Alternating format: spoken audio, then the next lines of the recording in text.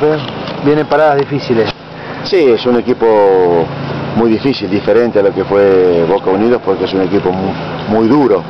O sea, es una cancha también complicada y es un equipo que también siempre quiere sumar para el año que viene. ¿Y ustedes cómo están con respecto a eso? ¿Del año que viene ya se está hablando de eso o van a querer terminar el campeonato como mejor que se pueda? Siempre hablamos por los puntos, porque son 12 puntos muy importantes para este año y para el próximo año. Así que nosotros siempre lo que pensamos es en el próximo partido y en este caso en Almirante Brown.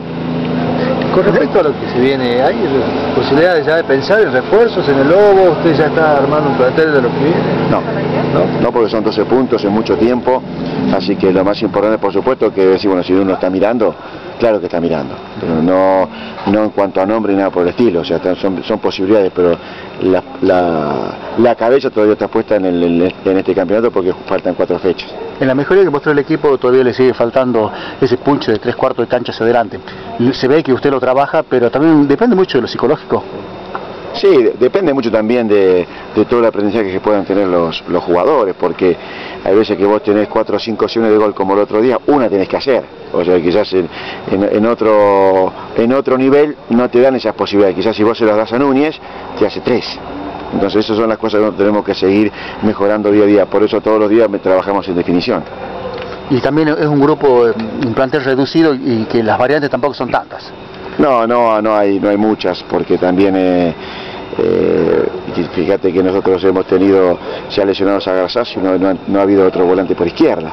O sea, tenés a Leo Ferreira que también no está bien y está hoy por hoy el Chico Morales, tampoco tenés. O sea, cuando me parece este plantel se ha armado, no ha sido muy equilibrado en ese aspecto. Entonces por eso hoy por hoy también pecás en esa falta de lugares, de funciones en ciertos jugadores. Profe, ¿Jiménez no trabajó? ¿Está descartado?